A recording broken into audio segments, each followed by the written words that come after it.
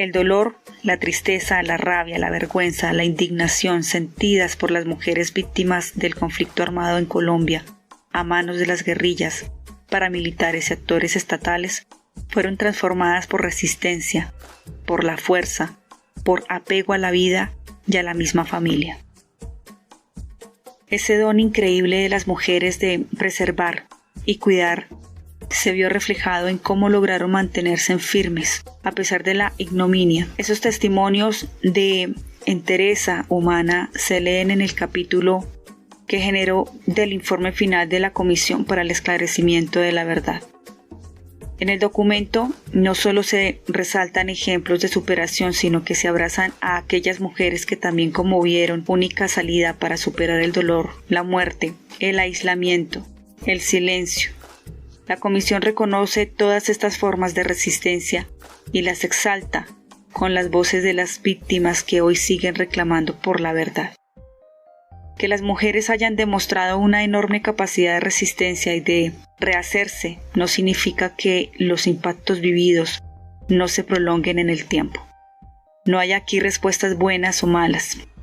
A veces el silencio ayuda a enfrentar lo vivido y a tomar distancia del dolor, pero con el tiempo ese silencio se vuelve una forma de represión emocional que no ayuda a la recuperación. Los contextos de violencia inducen a la población en general a conductas de autoprotección, como la evitación o la distancia. En este sentido, muchas de las maneras que han sido expresadas por las mujeres trascienden la lógica moralista, responden a momentos subjetivos y particulares.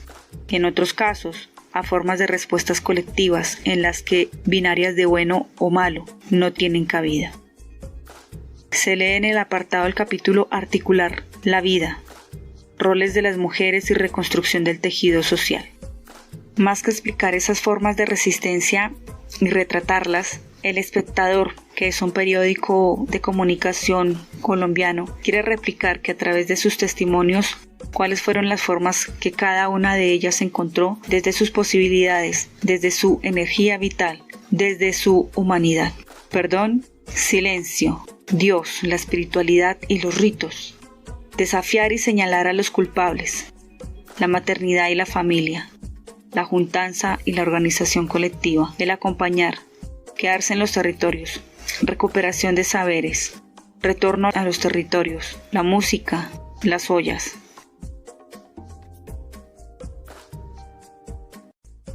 La Etnia Podcast suma experiencias a través de narrativas inclusivas, sin etiqueta, sujetas al impacto individual y con la creencia que al aportar valor hacia el desarrollo, cualquier crisis tratada de la forma colaborativa pueda dejar una huella de impacto en la sociedad.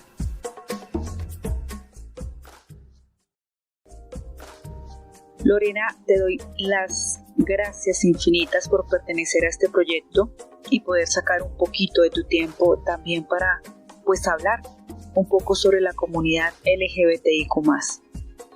Además, porque algo que me llamó la atención sobre todo el contenido que publicas es que de alguna u otra forma eres activista dentro de la misma comunidad, ¿verdad? Sí, así es. De pronto, para las personas que no te conocen, que quieran saber, por supuesto, un poquito más de ti, a qué te dedicas, quién eres, en fin.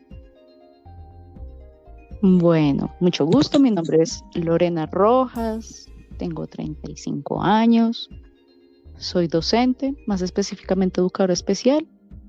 Actualmente trabajo con el distrito. Como bien lo decías, hace algún tiempo hacía contenido para redes sociales en temas relacionados con la comunidad.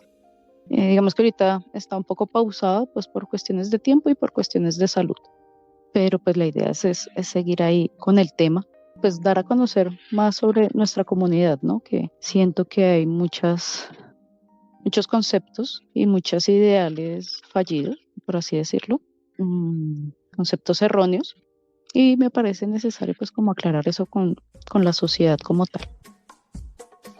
¿Cuáles conceptos crees que están allí como perdidos, como sin rumbo fijo? no, pues como lo típico, ¿no? A la comunidad nos catalogan como personas irresponsables, que están con una y otra persona, catalogan, por ejemplo, a la persona, al hombre gay como, esa palabra la odio, como una loca horrible que va haciendo show toda su vida, cosas por el estilo, o uno como mujer lesbiana, pues nos catalogan como, son palabras también que odio mucho, como marimachos, como, sí, utilizan conceptos que nada que ver. Y no se dan cuenta pues que nosotros somos personas normales, común y corriente, solo con gustos diferentes y ya. Sí, totalmente de acuerdo. Lorena, existen diferentes teorías sobre la orientación sexual, de orden muy diverso, psicológicas, endocrinológicas, neuroanatómicas y genéticas. Ninguna ha sido científicamente demostrada de forma concluyente. Lo que sí es cierto es que la orientación gay y lesbiana no se considera una enfermedad ni un trastorno mental. Lo normal para los gays y para las lesbianas es ser gays y lesbianas. Igual para los heterosexuales lo es la orientación heterosexual. Así que pedir a las personas que se comporten de forma contraria a su orientación sexual puede poner en muy serio peligro su salud y el equilibrio psicológico. Por tanto, a los heterosexuales no sufren por discriminación por el hecho de ser heterosexuales. Para ti, Lorena, ¿son importantes las etiquetas en las personas? Claro. Para mí no lo son. No creo que sea necesario. Eso es como si uno andara con un letrero en la frente, por decirlo así. Entonces, o como cuando uno se presenta, mucho gusto, mi nombre es Lorena y soy lesbiana. O sea, no. Yo no necesito una etiqueta ni que alguien me defina en algo para ser quien soy, ¿sí me hago entender? Digamos que la sociedad se ha encargado de manejar términos de lo que es, entre comillas, normal y lo que es anormal. Para ellos es normal la heterosexualidad y ven la homosexualidad como algo perverso, algo, cuando nos vamos por el lado de la religión, algo, un pecador, que te vas a ir al infierno, cosas por el estilo. Entonces, pues a nivel personal no deberían existir las etiquetas como tal. Soy una persona libre de querer a quien yo quiera, pero pues sí, la sociedad se ha encargado de hacer esas etiquetas. No sé cuál es la necesidad de crearlas, de creerse en seres superiores, no sé. Hay algo interesante y es que hace unos días estaba viendo una campaña que hizo, si no estoy mal, fue Coca-Cola, que decía que las etiquetas son para las latas, no para las personas. Uh-huh. Yo creería que es como más o menos la idea que nos estás planteando. Eres docente y trabajas con niños de edades tempranas. ¿Existe algún tipo de libertad dentro de tu papel de docente donde también puedas influir en estos temas, en tocar estos temas con los niños? No mucho. Digamos que el trabajo con chicos con discapacidad pues se basa pues más en las necesidades educativas de ellos. En cuanto a sus compañeros y docentes como tal, pues sí se inculca muchísimo el respeto por el otro, por el respeto de la persona, del sujeto como tal. Por ejemplo, si vamos a lo de las etiquetas, obviamente en los colegios se ve mucho el tema de, es que es el discapacitado, es que es el sordo, es que es el autista o cosas por el estilo, ¿sí? Que son etiquetas que pues nada que ver, y los catalogan como los chicos problema porque no rinden ni hacen dar resultados a los colegios como debería ser. Entonces, pues digamos que el trabajo ahí más que todo se basa en eso, en el hecho de miren al ser humano como tal, no miren sus dificultades, no miren su personalidad como tal o su discapacidad, sino mire al sujeto detrás de todas esas etiquetas que todo el mundo le ha puesto. Mira al sujeto y mira cómo se siente con tu rechazo, cómo se siente cuando tú no le prestas atención o cuando les dices cosas muy dolorosas o feas, de que es que usted no puede, es que usted es un inútil, cosas por el estilo, que sorprendentemente pues obviamente en nuestras instituciones educativas todavía en este siglo se ve eso mucho. el hecho de discriminar al otro por no ser igual a los demás o no ser igual a mí. Entonces, digamos que ese tema de las etiquetas no solo abarca a nuestra comunidad como tal, sino a todo el mundo, en realidad. Y que por supuesto llegan a ser hirientes, bastante. Sí, bastante. Bueno, las personas, digamos que no se dan cuenta la afectación que eso puede tener en el desarrollo, por ejemplo, de los niños a largo tiempo. Los traumas o los conceptos erróneos que ellos pueden tener de sí mismos. Y pues obviamente van a crecer pues con frustraciones, con problemas emocionales, autoestima, cosas por el estilo. Entonces, sí, yo creo que la sociedad como tal debería pensar y replantearse mucho ese tema de las etiquetas y cosas por el estilo. El viaje es al interior del ser. La Etnia Podcast.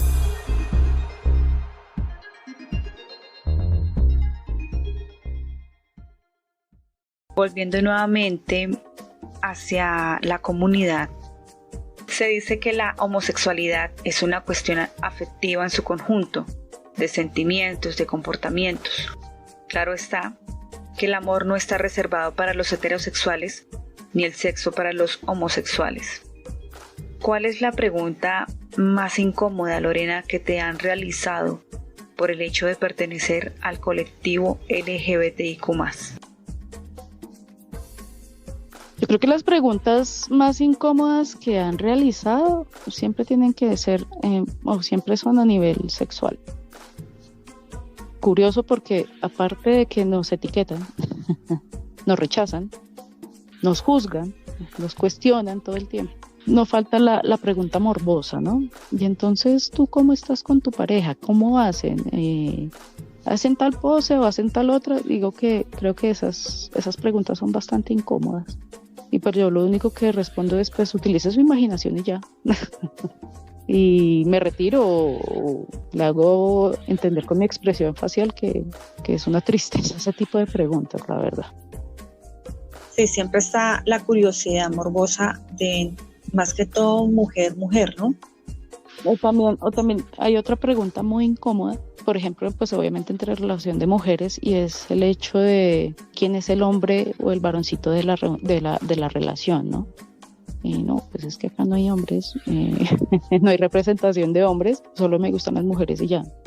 Bueno, principalmente a los hombres, que esa pregunta por lo general lo hacen los hombres, como que no les cabe en la cabeza que no vive ni con ni para ellos, ni uno se identifica con ellos. Entonces, siempre, por lo general, siempre también esa es otra pregunta que incomoda bastante. De cierta manera, sería algo feminista el hecho de no estar ni ser para ellos, en ese sentido. Más que feminista es el hecho, vuelvo y reitero lo que te he venido diciendo, el respeto por el otro. Creo que nadie tiene derecho a juzgarte, nadie es perfecto en este mundo para venir a juzgarte, a cuestionarte y mucho menos a meterte en tu vida privada, ¿sí?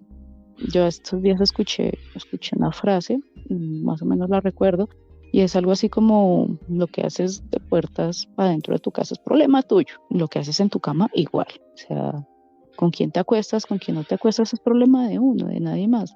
Lo que te digo, lo que pasa es que la gente está acostumbrada a creerse que porque uno no es igual a ellos, uno tiene que aceptar ese tipo de cosas, ¿no? Entonces, tienes que aceptar que te juzguen, que te pregunten, que te cuestionen todo el tiempo y si es posible que te rechacen. Va por ese camino más o menos.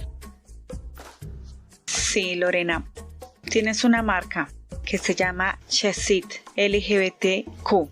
¿Qué hace tu marca? Bueno, pues digamos que ese proyecto nació hace un par de años, en pandemia, cuando empezó pandemia. Obviamente en pandemia uno tenía mucho tiempo libre, entonces pues uno como que se metía en las redes, ¿no? Llegué a TikTok, en ese entonces estaba real a ser parte de TikTok, pero pues entré por curiosidad y pues obviamente vi videos de la comunidad como tal y no me gustó lo que vi. No me gustó como nos muestran. Hay muchos influencers que nos muestran como si fuéramos la perdición de este mundo. Y pues digamos que surgió la idea de intentar cambiar ese concepto que tenían de nosotros. Pues adicional a eso, pues también deseaba como hacer un grupo, brindarles un apoyo a muchas personas, más que todo a los jóvenes, a los chicos, un apoyo como muy emocional, ¿sí?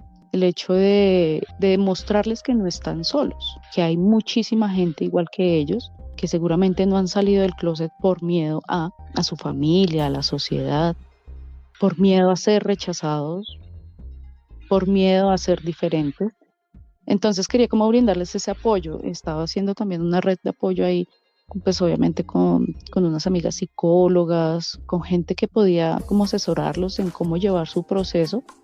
No porque esté mal, obviamente, sino para que ellos pudieran encontrar como esa tranquilidad y esa paz. En eso estaba enfocado Shezit. Adicional a eso, pues ya después pensé en montar mi propia marca, pues de ropa y cosas por el estilo, pero pues lo que te cuento, por cuestiones de salud primordialmente, eso está un poco detenido, pero pues la idea es retomarlo lo más pronto posible.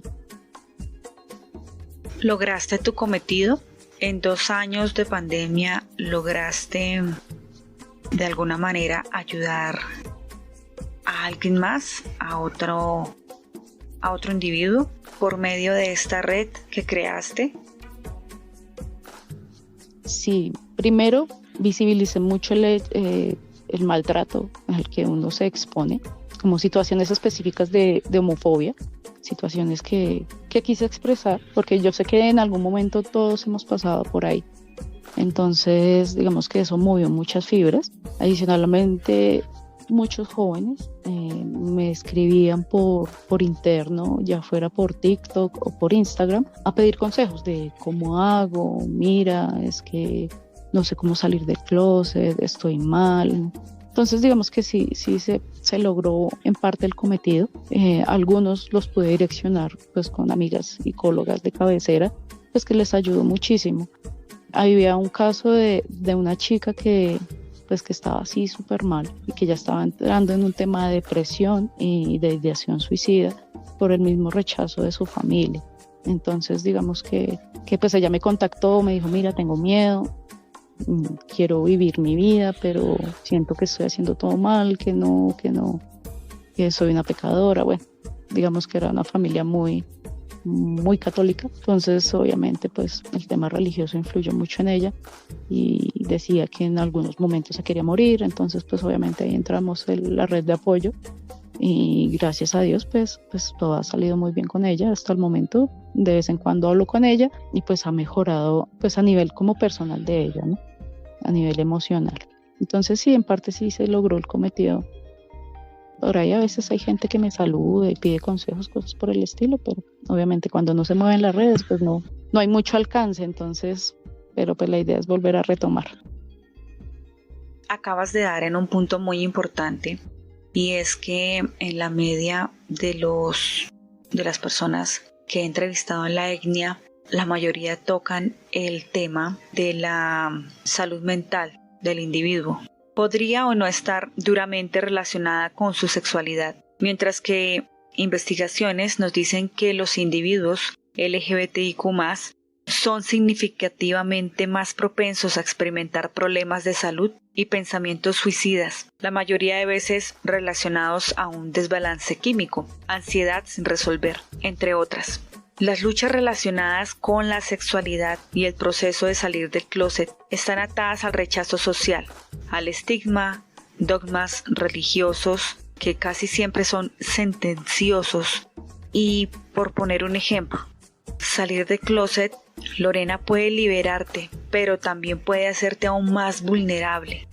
Y lo hablaba yo en el anterior episodio que se trabajó con Harley, y yo le decía a él que para la mayoría de las personas es un problema estar dentro del armario y otro problema cuando se está afuera.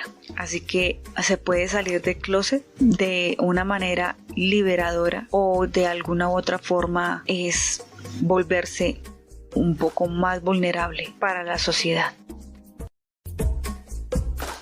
Estás escuchando La Etnia Podcast. Yo creo que de parte y parte, de un 50-50. Hablando de mi experiencia como tal, yo salí del closet a los 18 años con mi familia. Me generó libertad en el aspecto de ya no tengo que aparentar más.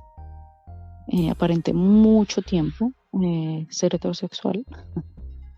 Me liberó, me sentía más tranquila conmigo misma. Digamos que no me sentía ya, ¿cómo decirlo?, como culpable conmigo misma por ocultar quién soy, por negar esa parte de mí tan importante. Pero también al salir del closet, pues fui de las, ¿cómo decirlo?, del poco porcentaje de que las familias lo apoyó en ese entonces. También fue un problema para mí. Eso fue, pues cuando mi familia se enteró, eso fue tenaz, me echaron de la casa, me trataron súper mal. Durante muchísimo tiempo, pues aguantar comentarios fuera de lugar, sí, cosas por el estilo. Pero si yo me pongo a evaluar en vivir en el closet o vivir fuera de él, lo volvería a hacer una y mil veces. Creo que el estar tranquilo y encontrar esa paz con uno mismo no tiene precio. Uno asume, como toda acción, ¿no? Cada acción tiene su consecuencia y como pueda que la familia lo vaya a tomar bien o como pueda que la familia lo tome mal, como en mi caso, bueno, debo aclarar, eso fue al principio. Bueno, al principio como 3 años, 4 años. Ya después lo fueron asimilando y pues ahorita ya ese tema es más que superado y me llevo muy bien con mi familia. Ante la sociedad como tal, fue un golpe. Enfrentarse a la sociedad no es fácil. Yo soy egresada de la Universidad Pedagógica Nacional. Tuve que enfrentar mucho rechazo, pero también llegaron a mi vida muchas personas valiosas que me apoyaron siempre, que siempre aceptaron quién soy. Personas que todavía siguen en mi vida, a las cuales valoro demasiado porque me tendieron la mano en momentos difíciles. Como pues, que digo, hubo personas que siempre el rechazo, el comentario homofóbico. Hasta llegó en algún momento donde en la universidad hubieron compañeras que pasaron carta a la facultad para que me sacaran de la universidad, pero pues obviamente eso no se podía. Y algo muy curioso, y es que cuando tú te enfrentas, por ejemplo en ese caso, con compañeros, ya sea de la universidad, del trabajo, que te rechazan de golpe porque saben tu orientación sexual. Lo que a mí me ha pasado es que con el tiempo se dan la oportunidad de conocerme y después de unas semanas, meses, resultan pidiéndome disculpas por haberme rechazado. Porque se basaban en eso, en una etiqueta, en lo que una sociedad tiene malinterpretado de nuestra comunidad y no se habían dado la oportunidad de conocer al ser humano como tal. Entonces, yo creo que salir del closet es más beneficioso que sea algo malo, ¿no? Lo que te digo, la paz y la tranquilidad con uno mismo no tiene precio. No tiene precio poder ser tú, poder salir a la calle con tu pareja, digan lo que digan, pues es algo que uno tiene que enfrentar. Y más en este país donde hay muchos tabús todavía.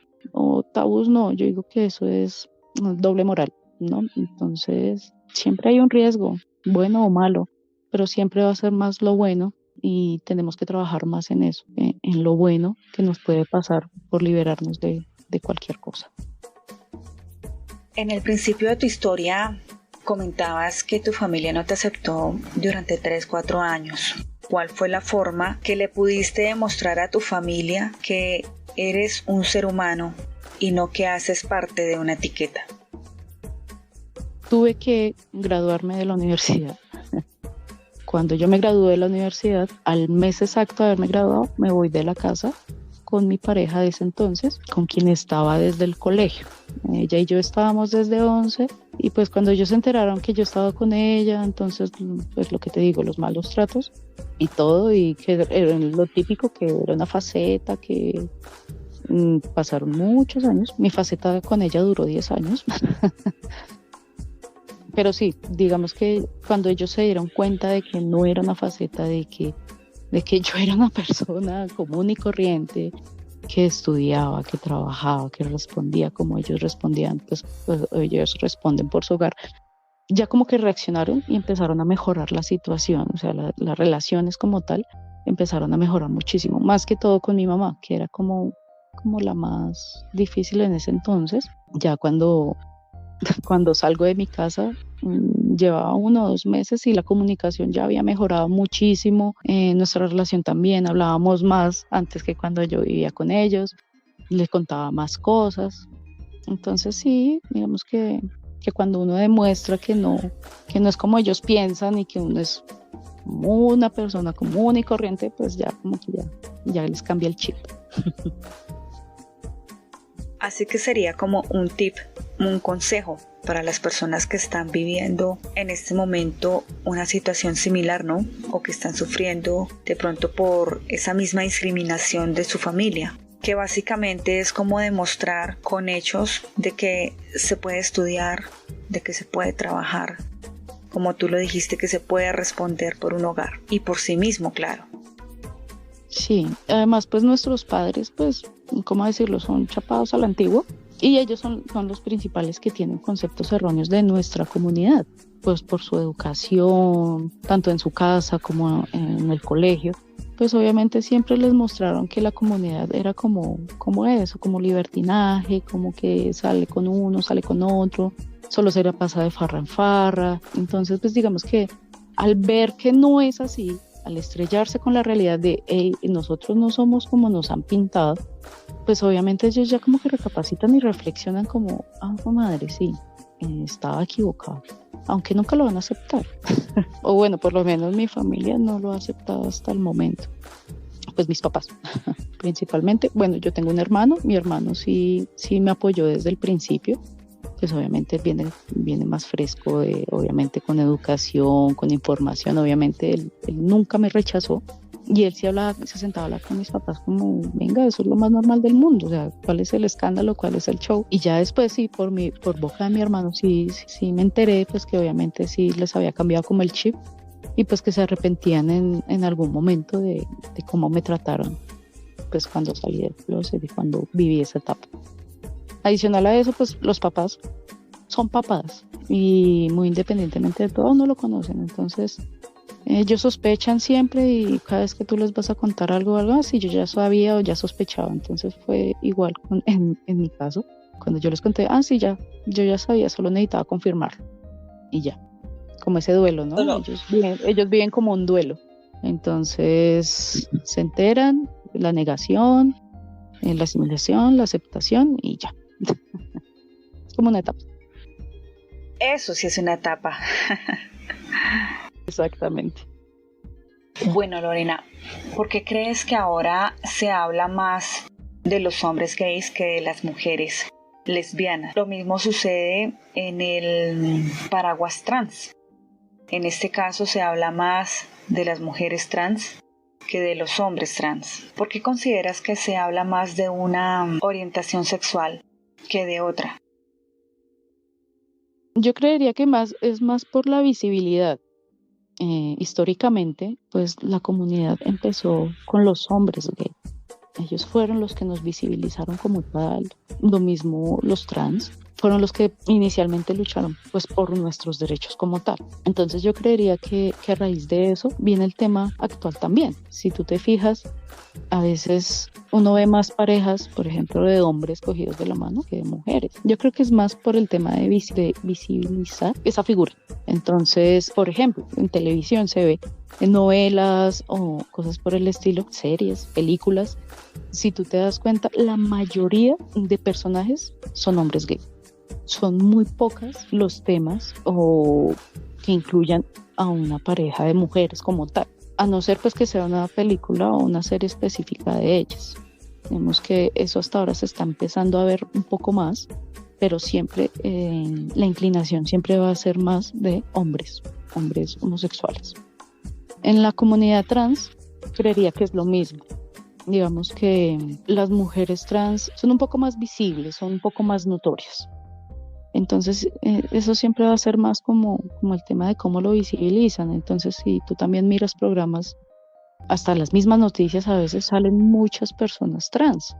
Entonces digamos que por esa razón son como más visibles o se toca más el tema de unos que de otros. Unimos voces para darte sentido. La Etnia Podcast.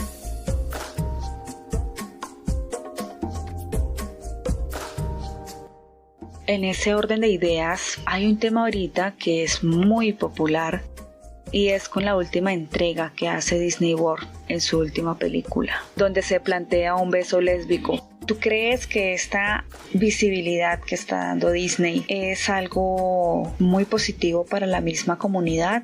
¿O tal vez se está volviendo un arma de doble filo y que se está llevando de pronto por otro camino? No, yo creo que es muy bueno. Algo tan grande como Disney, que nos visibilice, me parece lo más positivo del mundo. No he visto la película, no he tenido la oportunidad de verla, pero por lo que he visto en redes, la escena no dura sino unos segundos y la gente ha hecho más escándalo eso, o sea, lo tomó como si hubiera sido la tragedia más grande de Disney, pero yo lo veo más por el hecho de lo que lo hace algún momento, de la doble moral del ser humano, ¿no? Ese tema de esa película me hace recordar lo de hace algunos años, de que educar a los niños sobre el tema era exponerlos a que ellos también lo practicaran como tal, de adoctrinar a los niños. Entonces yo creo que es más el hecho de que los papás ven como, tenaz, porque es que si ven eso, ellos también se van a volver homosexuales. No, yo desde pequeña veo cosas de heterosexuales y nunca he sido heterosexual. Yo me considero homosexual desde que tengo uso de razón. O sea, eso no es por una etapa, eso no fue un tiempo para acá, o es que me volvieron, porque la gente piensa eso, es que uno se vuelve. No, yo siempre he sido, siempre lo he sido. Y yo creo que se pegan de cosas tan pequeñas para hacer un escándalo tan grande y para influenciar tanto a los niños. Yo me imagino que en muchos colegios y en los mismos barrios, en la misma sociedad, esa película primero sirvió para visibilizarnos, pero segundo también para que los papás aprovecharan para inculcarles esa doble moral a los niños. Entonces, eso está mal hecho. Eso está mal hecho, eso es pecado, eso no se debe hacer, pero sí, digamos, está bien hecho el hecho de darle piropos a una mujer, a una niña, de faltarle el respeto. Entonces, es que mi hijo ya tiene novia a los 8 o 9 años y es el machito de la casa porque es el duro. Pero si se llega a meter con un hombre, pues es lo peor. Entonces ahí viene jugando a la doble moral. Creo que ese tipo de escenas, ese tipo de películas donde nos incluyen, es muy bueno. Es muy bueno porque muestran, en su gran mayoría, pueden mostrar cómo somos nosotros, ¿no? Alguien que lleva una vida común y corriente, que se puede casar, que puede tener hijos, que puede tener un trabajo, que tiene una familia que lo apoya 100%. Entonces, digamos que yo sí apoyo muchísimo ese tema de que nos visibilicen de la forma correcta. Siempre lo he dicho, de la forma correcta a nuestra comunidad. Hace algunos días yo hablaba con un antropólogo donde mi consulta era que si de alguna manera, teniendo en cuenta las estadísticas de la comunidad que cada vez se acrecentan más, en algún momento habría de pronto algún equilibrio o mejor desequilibrio, porque socialmente y muchas veces las personas lo toman y las personas están creyendo de que hayan tantas personas homosexuales, la raza humana se va a terminar. Nos vamos a extinguir porque los homosexuales no pueden tener hijos o porque todos nos vamos a volver homosexuales. Así que mi consulta era sobre eso, si hay alguna posibilidad antropológicamente. También pueden escuchar este episodio en La Etnia Podcast, es el tercer episodio donde converso con él sobre este tema. Claro, él da sus razones desde su punto científico y antropológico, pero tú, Lorena, que haces parte del colectivo LGBTIQ+, ¿qué piensas? No, no creo, como tú misma lo dijiste. Lo que pasa es que ahorita somos más visibles. Lo que pasa es que al ver que hay más comunidad, pues eso le da confianza al ser humano para salir del closet. Lo que pasa es que somos más visibles. Además, yo tengo una teoría. Y bueno, yo creo que la mayoría la tiene. Pero esta teoría siempre la he tenido. Y es el hecho de el ser humano es bisexual. que en algún momento se incline más por un lado que el otro, puede pasar. Entonces ahí es cuando surge, no, es que yo soy heterosexual porque solo me gusta el sexo opuesto. No, yo soy homosexual porque me gusta el mismo sexo. O lo que pasa, y es, no, me gustan ambos sexos. El ser humano es tan amplio en su sentir, en su ser, que puede experimentar muchas cosas, ¿sí? Pero yo por el hecho, por ejemplo, de que yo sea lesbiana, no significa que yo, por ejemplo, no quiera tener hijos, ¿sí? Eso no significa que, bueno, en un caso hipotético, que los quisiera tener. Si yo quiero tener hijos, pues obviamente la razón no va a seguir. O sea, es que es ilógico que vengan y digan, uno de sus argumentos sea este, ¿sí? Es que los homosexuales van a acabar con el planeta Tierra porque ya no se van a reproducir. Esa es la función física del ser humano, reproducirse. Lo que pasa es que ahorita, y yo lo veo de ese modo, ahorita la juventud, la generación de ahora, ya no ve como prioridad tener hijos. También esa es la otra parte.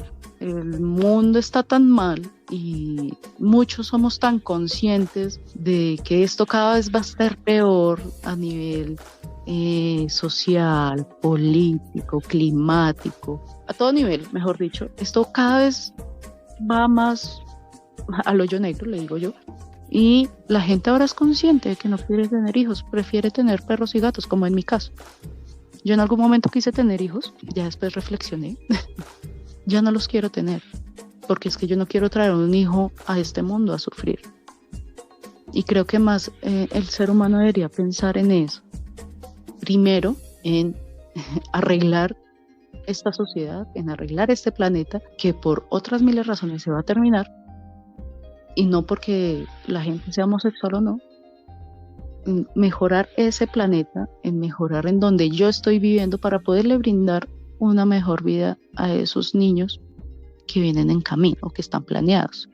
No sé, me parece, sí lo he escuchado muchas veces, pero pues nada, la gente piensa y cree lo que quiere creer. ¿Cuál sería esa fórmula donde la sociedad tuviera un poco más de empatía con las personas homosexuales y no fueran tan agresivos y tan excluyentes en el momento de dirigirse a cualquier tipo de identidad de género? Ejemplo, hay personas como tú que ya llevan un buen tiempo fuera del closet y que de alguna manera ya pasaste un proceso emocional y afectivo y que ya tu relación con los demás pues está basada en tu propio amor, pero hay personas en las cuales hasta ahora están dando sus primeros pasos y cualquier comentario mal dirigido o mal intencionado pues les va a hacer recaer en una depresión, en una ansiedad y pues más adelante en lo que hablábamos, en un problema mental. Bueno, en ese aspecto yo creo que para que una sociedad, una persona como tal sea más empático, es trabajar todo el aspecto emocional, primero. Se ha visibilizado mucho todo lo emocional después de pandemia, durante la pandemia y después de pandemia. Creo que si uno trabaja desde lo emocional y si yo miro eso, el hecho de yo trato como quiero que me traten a mí, si yo respeto, pues lo más lógico que yo quiero recibir es respeto. Adicional a eso, creo que va muy de la mano con el tipo de crianza que están dando los padres ahora. Bueno, y hasta los mismos colegios. Creo que si se trabaja la educación de los chicos desde el respeto por el otro, desde el respeto del ser y de la persona, creo que podríamos mejorar en muchos aspectos, no solo en esto, no solo en el hecho de no agredas a la persona que hace parte de la comunidad, sino aprende a respetar a todo el mundo. Todos somos diferentes. Por ese mismo nos representa, por ejemplo, a la comunidad una bandera de colores. Todos somos tan diferentes, todos somos tan diversos en tantos aspectos que ahí mismo caben hasta los mismos heterosexuales. Todos tenemos gustos diferentes, todos nos vestimos diferentes, me gustan personas diferentes, quiero estar con personas diferentes. Entonces, si yo le muestro eso a los niños y la posibilidad, esa variedad de seres humanos que hay, que no hay nada pues escrito así en piedra que diga es que usted tiene que ser esto, no. tú eres quien eres y ya, y si tú respetas a esa persona, pues obviamente a ti te van a respetar y en ningún momento te van a rechazar y en ningún momento te van a hacer sentir mal. Eso falta en esta sociedad, aceptar al otro, respetar al otro, ser tolerante, ser empático. La empatía, falta muchísima empatía. Por ejemplo, como docente, yo siempre lo he dicho, los seres menos empáticos y los más crueles que pueden existir son los niños. Pero los niños, ¿por qué son así? Por el ejemplo o por la enseñanza que le dan sus padres o por la enseñanza que reciben en los colegios. Si a ti te enseñan a ser así, pues obviamente el niño va a ser así y el niño no tiene filtro y los niños no comprenden todavía de que si yo digo algo el otro se va a sentir mal, no, porque todavía no soy capaz de asimilar eso de ponerme en los zapatos del otro. Si yo le doy una crianza a mis hijos adecuada desde el respeto, creo que es la base fundamental para que todo esto de las agresiones, del rechazo, de la homofobia cambie radicalmente. Estás escuchando La Etnia Podcast.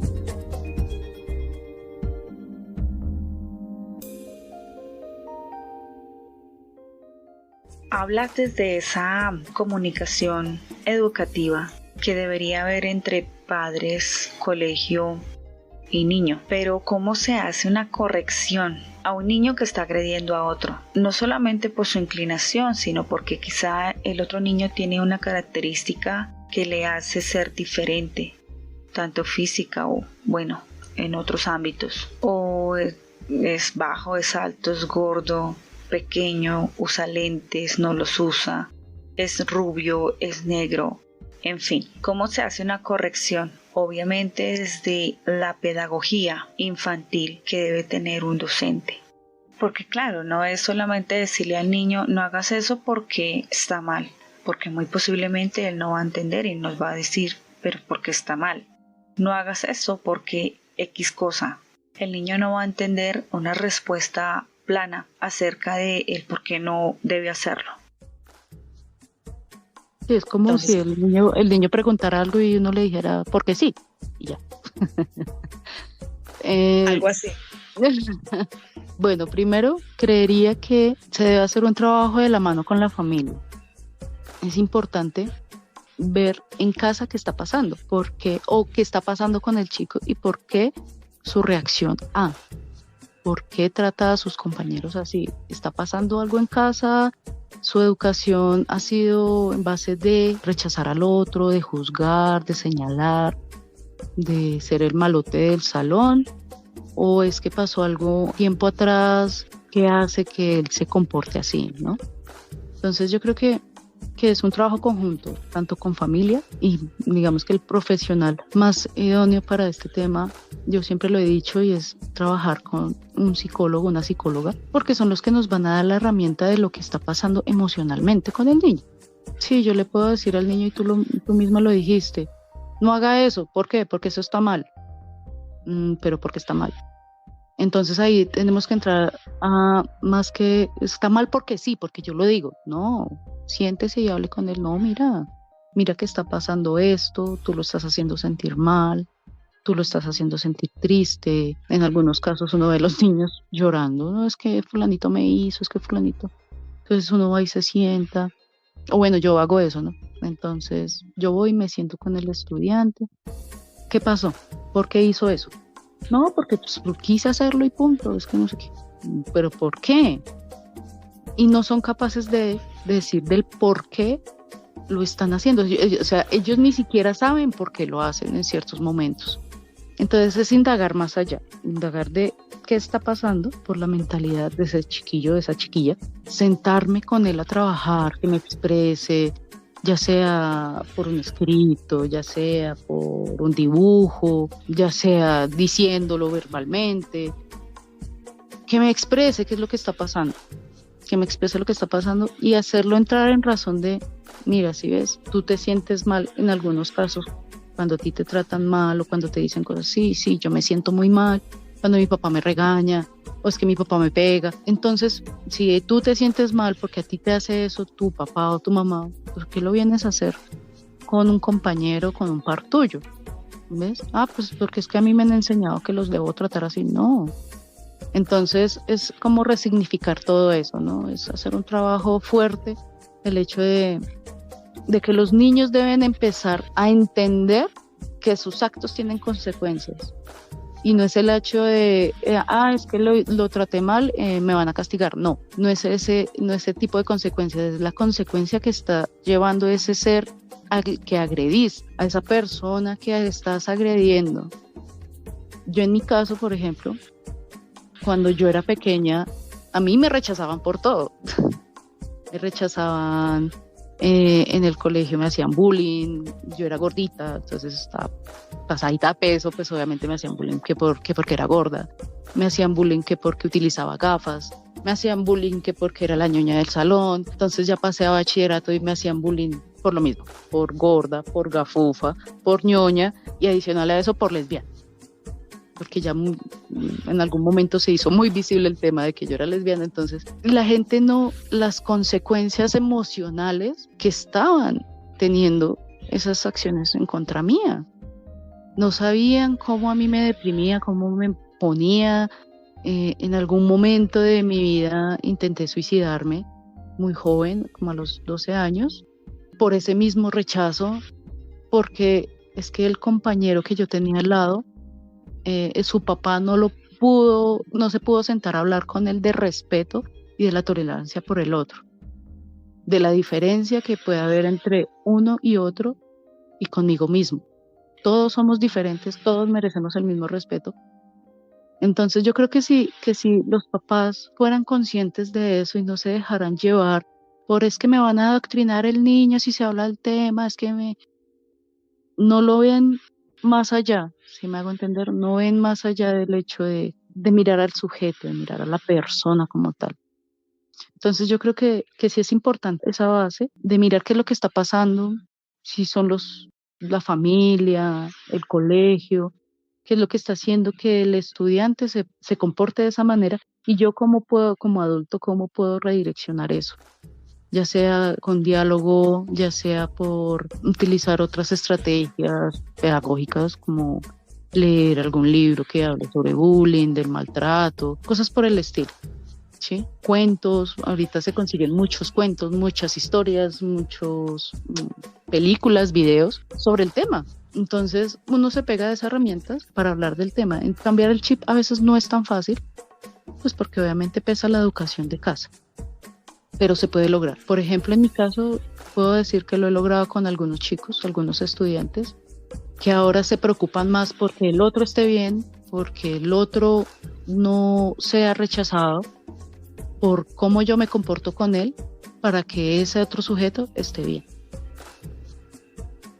Es importante resaltar el hecho de no tolerar las situaciones en las que de pronto los padres no son capaces de sentarse con sus hijos y explicarles qué es lo que realmente está sucediendo, como lo dices, porque ellos muchas veces lo toman como unas conversaciones bochornosas o el que dirán, o de pronto que el niño, si sabe un poco más de información, pues no la va a saber manejar, pero claro, si no se la explican, pues nunca la va a poder asimilar. Y los otros casos es que hay padres que ni siquiera saben cómo explicarle a sus hijos estos temas sexuales, y por supuesto que también toman la diversidad de la comunidad.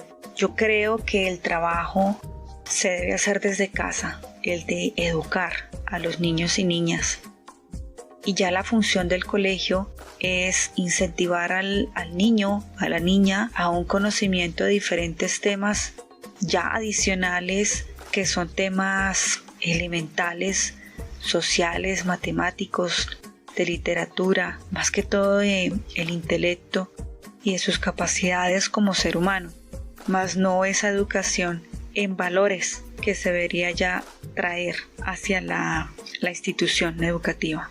Precisamente es para que abran más su mente, para que estén expuestos a otro tipo de información, para que sean mejores seres humanos de aquí al futuro, en medio de esta misma sociedad. O sea que estos factores, como la tolerancia, el respeto, las vías de responsabilidad, que son factores que van vinculados desde los valores, y es de felicitar la labor que tú estás haciendo desde tu posición como docente, como también activista de la comunidad LGBTIQ+. Y pues es de valorar todo lo que nos has dicho en este episodio, en estos minutos que has compartido con la EGNIA. Hasta este momento vamos a llegar con este segmento. Espero poderte tener nuevamente en otro programa de la EGNIA y darte las gracias infinitas por pertenecer a este proyecto. Antes de despedirnos, me gustaría que dejaras tus redes sociales. Aparezco como Shecid, LGBTIQ. El Shecid es SHECCID. Todas mis redes tienen el mismo nombre, Shecid LGBTIQ. Cualquier cosa, pues por ahí me pueden encontrar. Espero ya dentro de poco volver a subir mis videos y poder volver a ser parte de esas redes sociales, ¿no? Y pues te agradezco a ti y muchísimas gracias por la invitación. Es muy chévere hablar de estos temas y hasta te libera de muchas cosas que tienes guardadas y quieres decir.